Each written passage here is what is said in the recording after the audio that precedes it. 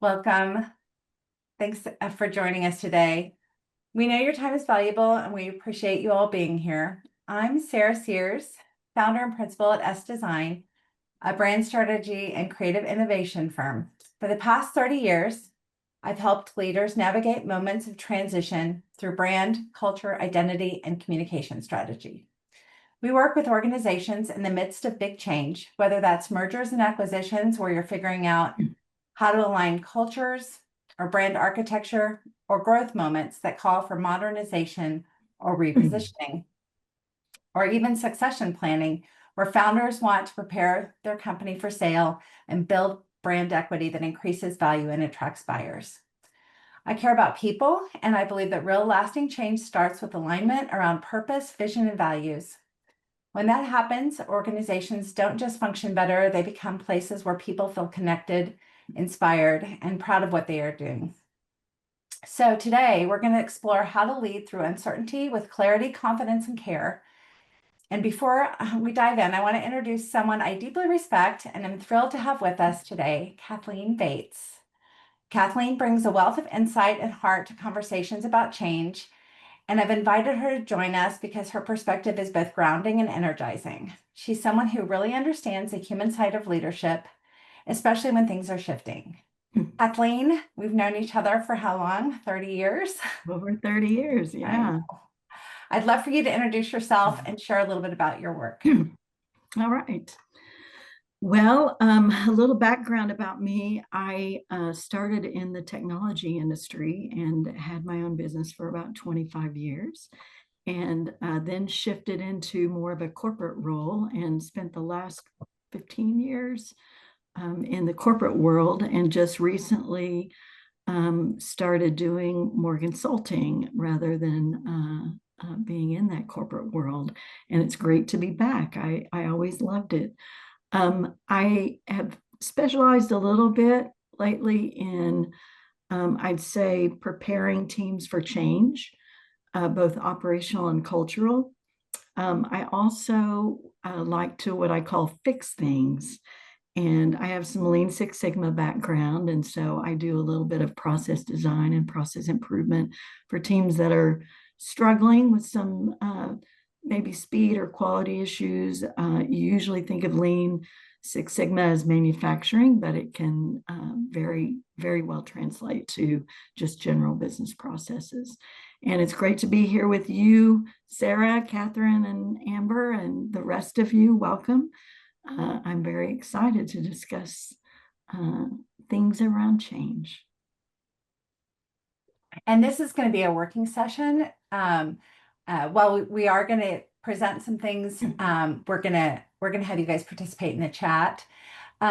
So you'll get the most out of it. You can reflect on things in real time in the chat there. So we've got a lot to fit in. So please add your comments and questions. And we've saved some time for Q&A at the end. We're going to start with some background and context, and then we'll dig into the workshop.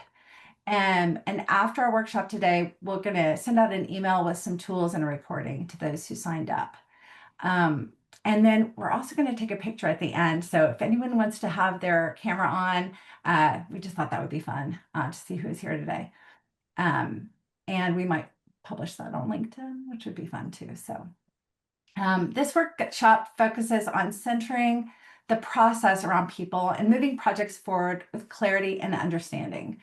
We're not diving into frameworks today or KPIs or detailed project plans. Today, we're going to shine a light on empathy and the lived experience of change and the essential human side of transformation. We're going to zoom in on what it really takes to lead change well, not just manage it. So we're going to move through it in a way that builds alignment, resilience, and trust. Because here's what we know. Anytime there's change, brand and trust are on the line. And that brings us to why this matters so much. Because here's the reality. About 70% of change initiatives fail, and studies repeatedly show it's not because of flawed tech or bad strategy. It's the people issues: lack of engagement, unclear communication, resistance, and weak leadership and sponsorship. So if we don't prioritize people, the whole effort can unravel. Here's what the research shows. In mergers and acquisitions, the failure rate is around 70 to 75%. The leading cause of failure is poor integration, culture clash, overestimated synergies, and rushed deals.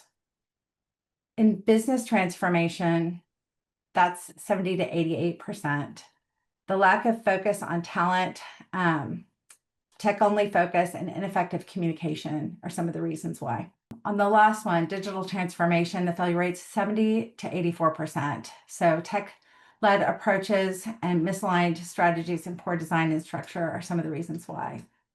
Change is inevitable, and today we're seeing even more complexity and often risks associated with perception, and people are overlooked when leadership is focused on mergers or digital transformation. Kathleen?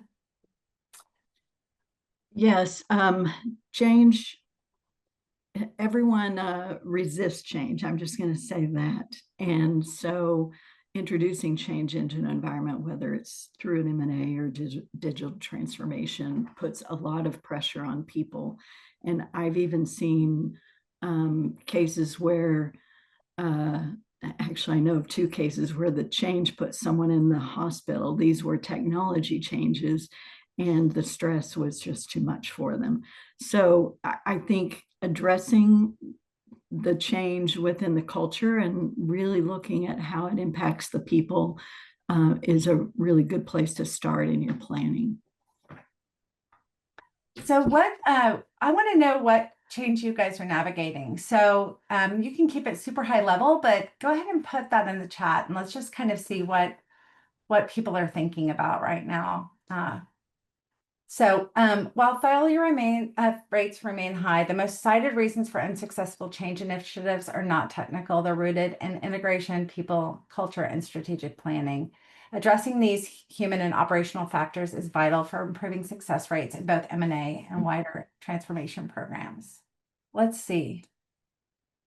Oh, reduce team, rebrand, and strategy shift. Yeah, I think there's a lot of that going on right now, because especially with AI, and Brent, you can add, to this in the chat if you want to, but I've noticed that, just we're going to have a lot of shifts in categories, a lot of job changes, and that affects companies in all kinds of different ways. Leadership shifts, a new season in life and company. Yeah. Organizing team and focus, reprioritizing in different areas of business. Merging departments and expanded job roles. All right. Okay, so let's move on. So change without, so when organizations grow, merge and rebrand or restructure, they often focus on operational logistics and external messaging. But what gets missed, often invisibly, is the human layer, how people feel the change and how aligned the internal culture is with a public brand, and whether those things still reflect the purpose and strategy that are supposed to guide them. So if these pieces don't align, then employees disengage, customers can grow skeptical, and leaders lose credibility, and the organization drifts away from clarity, away from keeping people in the process, and away from trust. Today, we're going to look at some ways to see the invisible risks before they show up in performance, perception, or turnover. We're going to spot moments of misalignment. We're going to use practical tools like journey mapping to plan, communicate, and lead more intentionally. And perhaps most importantly, we're going to lead change in a way that feels human and consistent and worth following. So trust may seem like a soft outcome, but it's a strategic advantage. Misalignment between brand culture and trust can quietly erode value, morale, and reputation. Okay, so when what you say externally does not match what people experience internally, your risks are going to be things like employees feeling like they're living in a different company than what's marketed, customers sensing the disconnect and the messaging feeling hollow or performative, recruiting and retention suffer. People can think, that's not the company I thought I was joining, if they hear in the interview process that a company's a certain way, and then they get there and that's not what they're experiencing in real time. Leadership credibility declines, especially if promises aren't lived out, and word of mouth turns negative. People trust each other more than your ads or your messaging. And that can really happen internally within a company, chatter at the water cooler, and to friends and family, and also online, and then that trickles outside the company as well. Kathleen, you had an example about that. Do you remember what that was? Yeah, one of the examples that Sarah and I talked about was at one point I was sitting in an interview panel interviewing a project manager, and the company was, I would call it unstructured, pretty early on the corporate maturity scale. And I heard the executive that was on the panel with me explain to this potential employee that we had a very disciplined and industry standard project management department. And I knew that the executive knew we had the opposite of a structured project management department. And I remember feeling really uncomfortable that I was part of this crazy charade. And I thought that was a great internal example of brand and trust misalignment. Yeah. Yeah, that's great. Kathleen, do you want to take us through the brand and culture? The culture of trust. Yes. So when external perception of the brand doesn't reflect how people are treated or what the company actually does, you have some risks around brand reputation deteriorates from broken promises. Customers feel baited and switched. Like you said you were X, but acted like Y, and crisis moments escalate faster.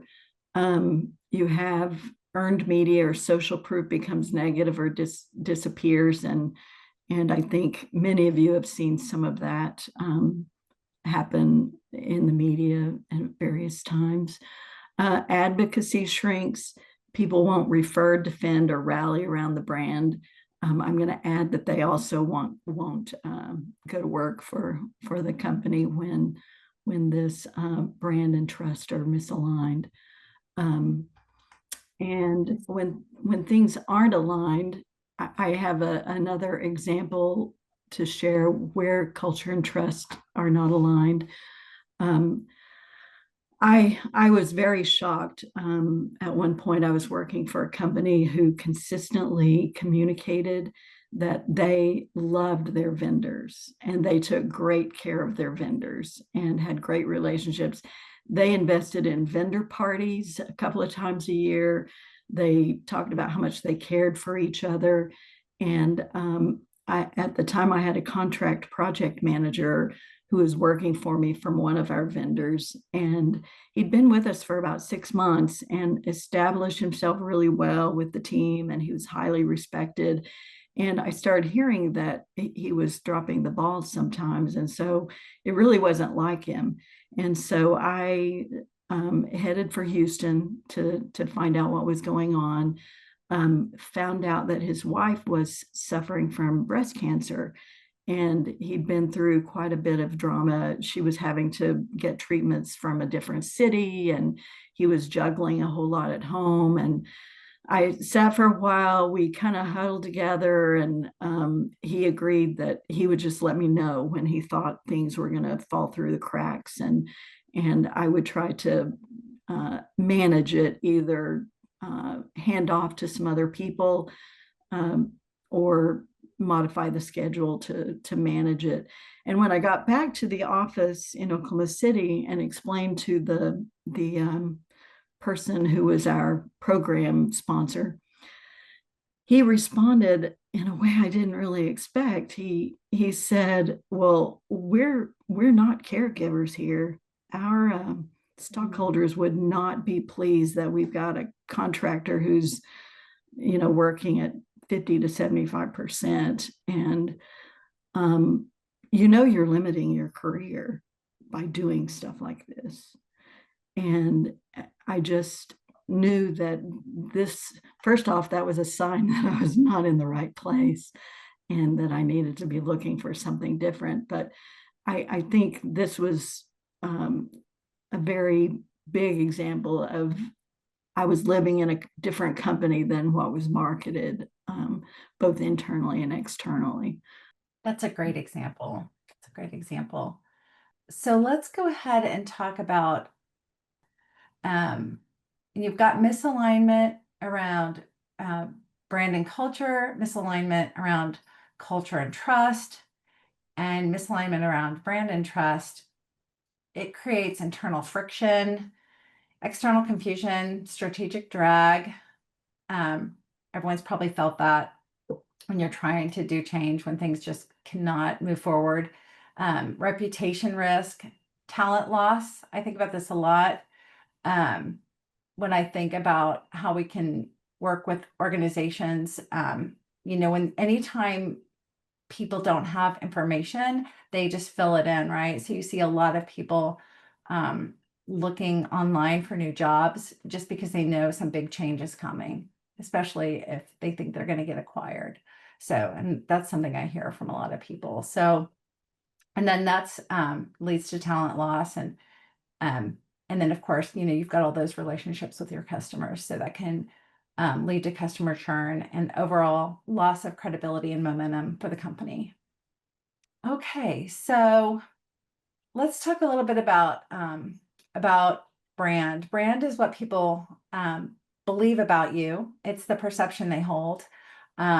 I'm just going to talk about brand for a little bit because I hear all the time that brand is a little squishy and people don't really understand when you're saying brand, if you're talking about a logo or visual identity. But here we're going to be talking about brand as perception, right? So the brand is what people believe about you, and the culture is how your team experiences that belief.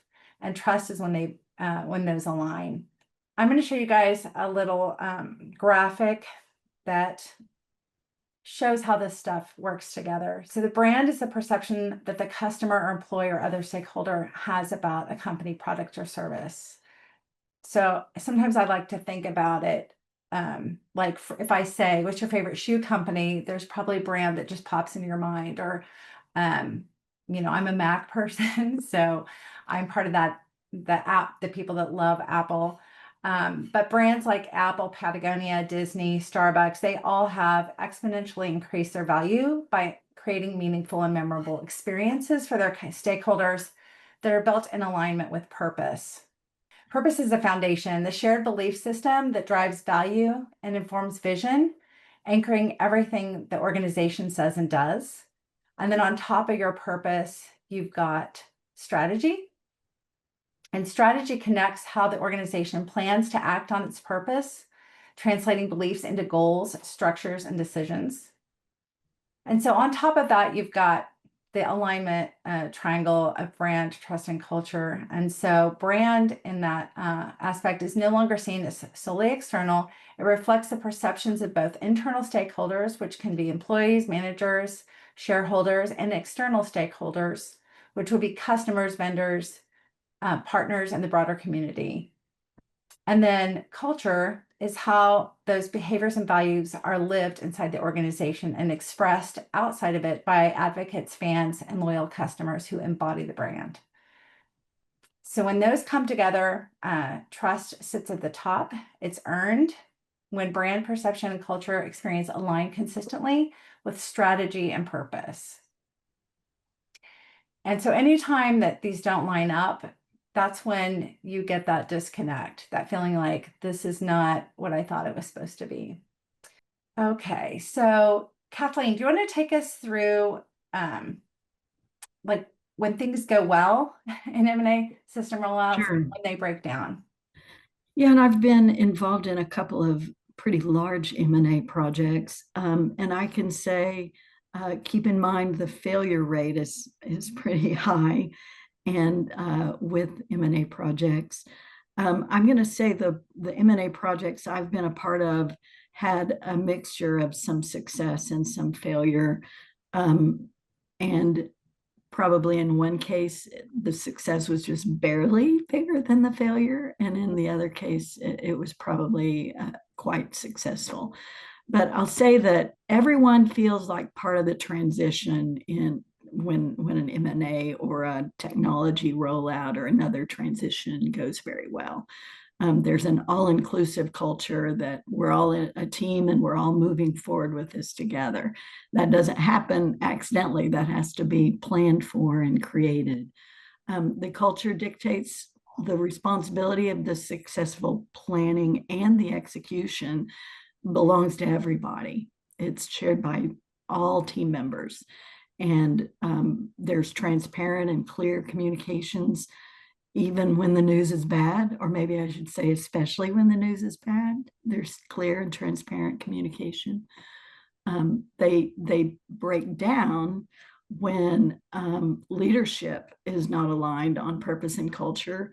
And that's very disturbing to a staff when they see their leadership not aligned with each other and aligned on the purpose and culture. It also tends to break down when the team doesn't effectively identify impact to people and culture at the very beginning.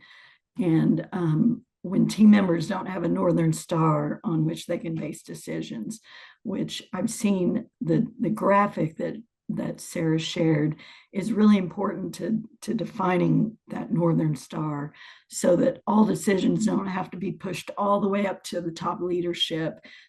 If everyone understands their culture, their brand, why they're doing things, how they're supposed to do them, then you can spread some of the decision making out to other team members. Otherwise, decisions are really delayed or they're not made at all. And then if they're not made at all, there's always a default that happens because you can't just leave decisions you can't leave decisions open. Yeah. Okay, so Kathleen I'm gonna let her go first. She's gonna give a bad example, but I promise we have some good examples as well. Yeah. And this is one of the M&A projects that had a mixed success failure. In the end, the company's still in business, so you could say they were successful, but I'll explain a little bit about what the failure was. This was very heartbreaking for everyone. One company purchased another company for their assets as well as their workforce.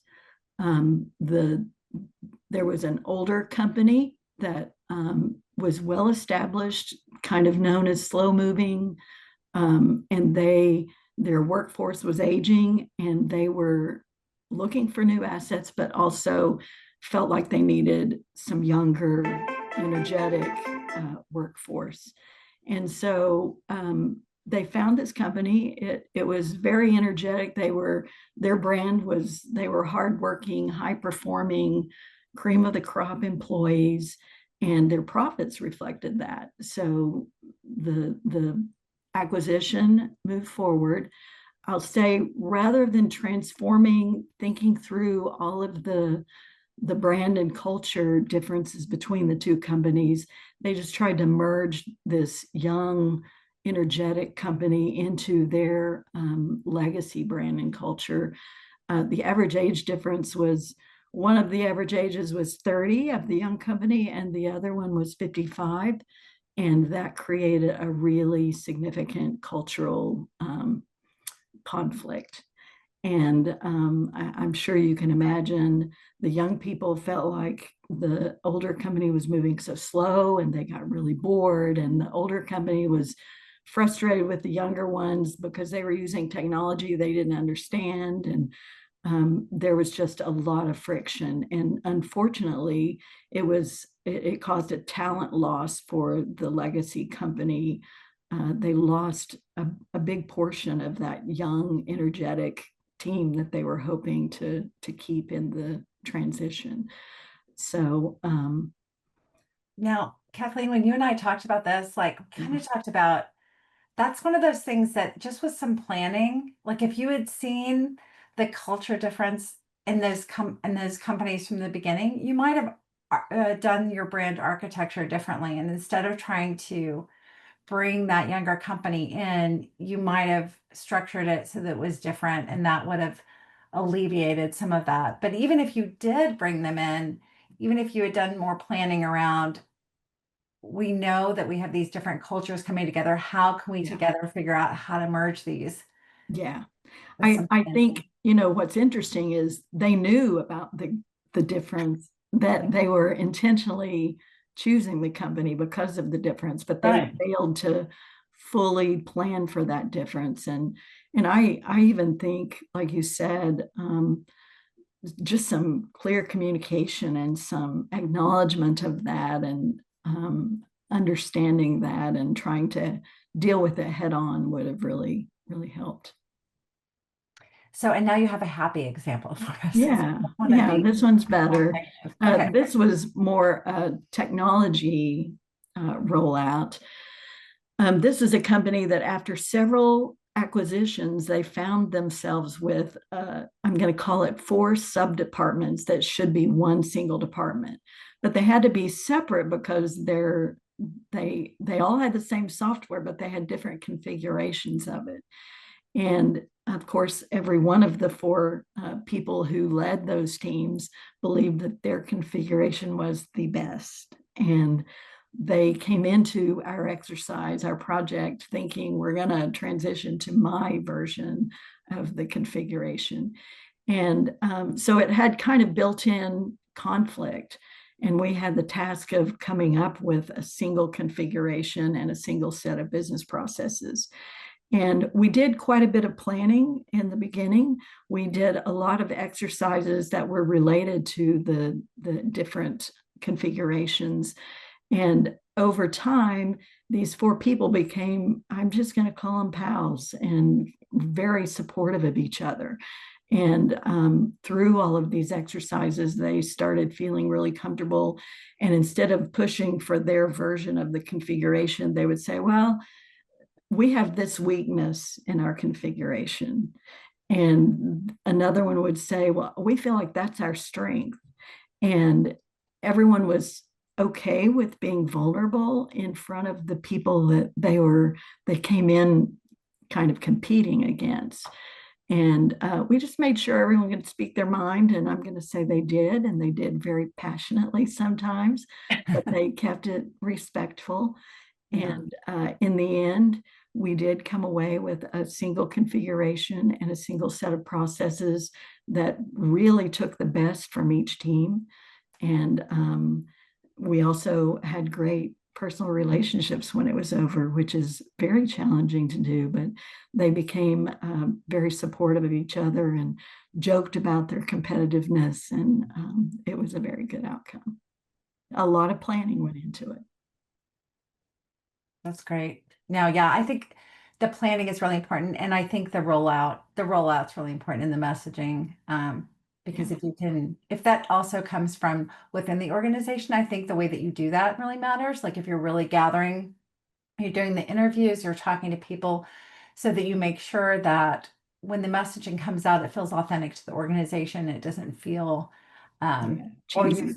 Yeah, yeah, or if you've got 2 organizations coming together, you're figuring out what are the shared values, where can we yeah. bring these things into alignment that everybody can get behind and be pulling on the same end of the rope. Yeah, it's And really I think that's, Sarah and I talked about this in preparation. I think finding that shared space Mhm. is really important, because what I've learned through a lot of when we're dealing with conflicts in transition, the shared space is really big. It's usually over 80% you have a shared, and then there's just this 20% that you have to kind of negotiate and work out. But yeah, But I think the problem is a lot of people don't actually start with all of those conversations and they those do not. interviews to figure out where that space is going to be. Yeah. So, I think that a lot of times there's so much eagerness just to jump into the work and just right. get it done, that and I've seen so many I'm just going to call it disjointed starts, where Right. they don't have all the resources ready, and one person gets started on one thing and another person gets started on another, and then they start getting the team together, and by that time there's the planning stage has passed and they're in the middle of some of the conflicts. So, okay, so I'm noticing that we need to move along a little bit. So I'm just going to talk about two case studies super fast so that we can move on to our journey mapping exercise. So one of them is just a company that did I would say it was a rebrand. They just really never done a brand, and they had a huge opportunity with a really large brand to do some partnership things. And in that sense, nobody was used to being this company was um this is actually on my website, so I can use the company name, but it's McCubbin Hosiery, and they'd always defined themselves through someone else's brand because they licensed other brands and they were a manufacturer of socks. So when we came in and did their branding for them, they had an interview with the Disney company. So it was a really big deal. And they'd never gone through this work before. So we started by interviewing all of the people, even the people that loaded the trucks, that worked in their manufacturing company. And then we worked with the leadership team with their strategic plan. But we were able to align the strategy of the business with the messaging and express it in a way that was really different, in a way that everyone could get excited about. And that led to the growth and sale of their company. So they went from about 15 million a month to 90 million a month. And they were able to become acquired. So that was a real success story for us. But I think that's just an example of a leadership team that really allowed us to have access to everyone in the organization and ask all the deep questions we wanted to ask so we could build it right from the beginning. And then in some work that I do in the public sector, we do a lot of digital transformation design, and we do a lot of this journey mapping and persona development. And I think what's important, especially in the public sector, it's very complex. We're talking about state government type infrastructure and digital transformation, and really interviewing people along these journeys and seeing what they're experiencing in their everyday life and how they're serving their customers and how the customers are experiencing this. And we all know sometimes that can be kind of rough when you're trying to work with the state government.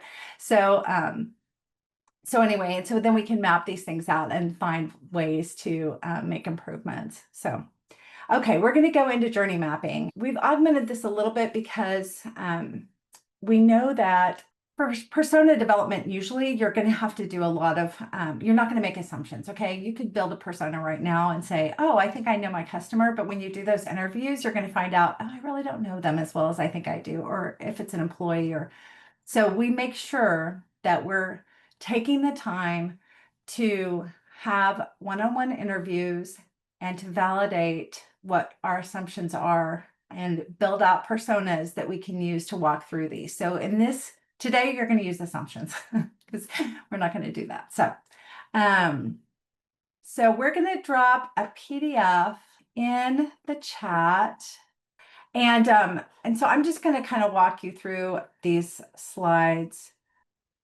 We've done this, we've basically really simplified this. And the difference between this and a traditional journey map is in a journey map, you're going to be walking through, you're going to be walking through and figuring out what the journey is. But because there's so many of us and we're in all different types of journeys, today we went ahead and made it for you. So you can print this out, or you can just sketch it out while I'm talking through it and walk through it yourself. But in these, we're going to look at basically the process you're going to go through. So in an M&A process, there's kind of a pre-work discovery period. Then you've got your announcement, your rollout, your mid-transition, and you're going to think of one person in this process, and you're going to imagine this experience through their perspective. So this is empathy building, right? So, and even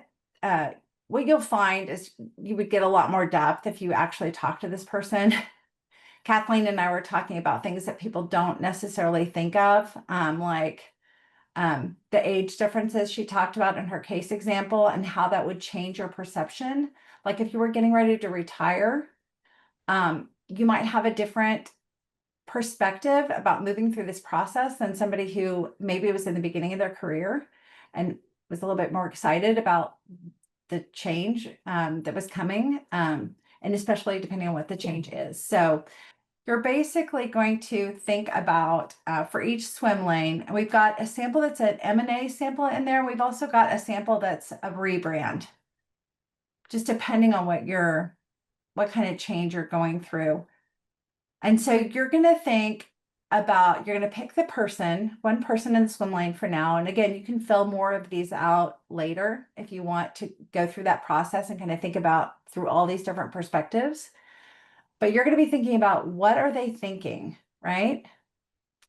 What are their hopes and fears about the process? And depending on what stage of the process they're on, those things are going to change, right? There may be some people that aren't really part of the pre-work and discovery. They won't find out about things until it's announced, right? But once they kind of hear that stuff is going on, that could happen before, right? If something kind of sneaks out. What are they feeling? What are they doing? What are their behaviors associated with those feelings? You can even think about these people interacting, right? You might have employees interacting with stakeholders. And so those interactions, what would those be like? And again, when you've defined some of these processes, you can start to kind of do a before and after, right? Once you go through this and start thinking about how different people are going to be perceiving the change and how they're going to be feeling at each stage of the process, then you can start to say, what would be possible if we changed the way that we did this? Where we put something in place at this stage to keep people from filling in an empty space with a fear, right? What if we were instead inspiring them at this point? And what would we have to do that? What kind of messaging, what kind of tools? What would the leadership need to say? How would it get trickled down throughout the organization? Okay, I'm going to give you guys some time to print this out and think about what's happening in the process. And if you have questions about it, you can just pop it in the chat and I'll answer them.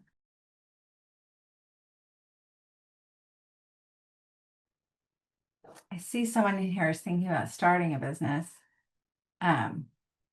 It's a little different than a big transformation, but I do think it's important to get everyone involved at the beginning and get everyone's input up front when you're planning that, because again, I think it's that inclusion and communication, problem solving.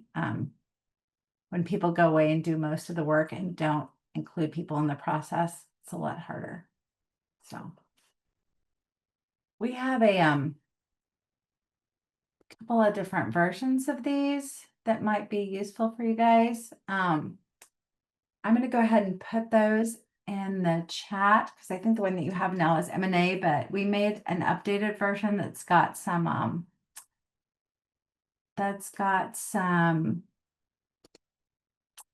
fields that you can fill out so you can practice it if you can't print it. So,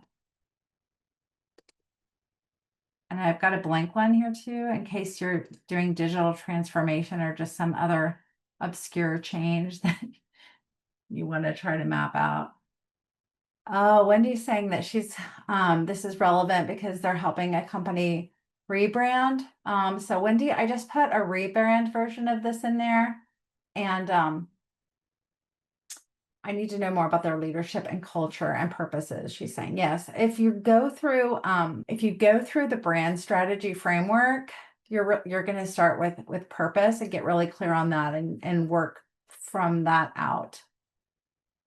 And I always recommend making sure that you have a copy of their business strategy because everything should align with the business strategy. And if there is any strategic planning that's more recent, a lot of times if people haven't done a strategic plan in a while, we'll do a SWOT and do a real deep dive. We also do competitive analysis and differentiation, right? So, because you want to make sure, people start businesses all the time and it's a crowded marketplace. So, you really want to get the positioning right, especially for a rebrand, because there might be a reason. The reason that they're rebranding is going to be really, really important. Like framing the problem in advance before you start solving for it. You really need to know if it's because the market's changing, because sometimes a rebrand's not going to help if the market's not there anymore, right?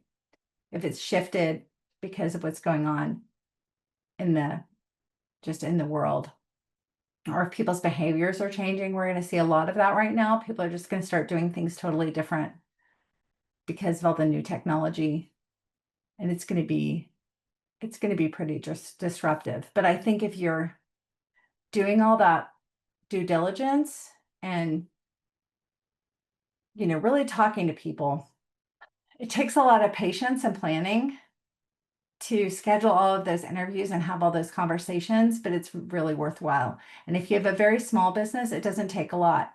You can call 7 people that are your best clients and ask them what's happening right now that's changing for you.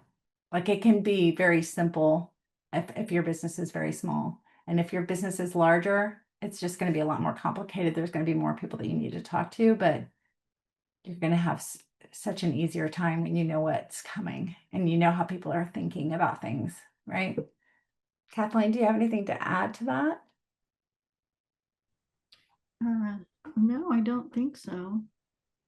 Do Okay, we have any questions? yeah, I haven't seen any pop up on the chat. I haven't seen any questions. But Framing the problem in advance, defining North Star. Yes. consensus Consensus building. building. Yeah. Go get a beer. Yeah. Okay. Exactly. Exactly. Doesn't have to be that complicated, right? Okay. So just in wrapping up, so I'm going to send you guys some stuff, some goodies, because I really appreciate you guys coming. We have been working on it's called a brand risk scorecard. So just to help organizations kind of get a gauge on where they might be struggling with transition and change.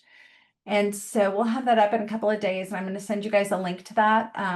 Feel free to share it with anyone you want to. If you fill it out, and it'll give you the score, and so it'll give you kind of a place to focus or see where you might want to lean in a little bit and get clarity. If you want, I'm going to offer a 20-minute call to go over that with anyone who wants to once you fill it out. So I'll send you a Calendly link if you want to talk about it. I'd love to talk to you about it.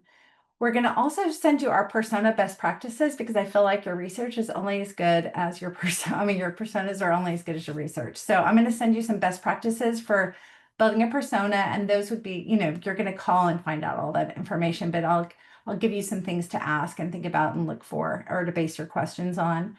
And that'll take you a long way to building trust and culture by practicing empathy. And we'd love to learn more about what you're working on. So you're welcome to connect with us on LinkedIn.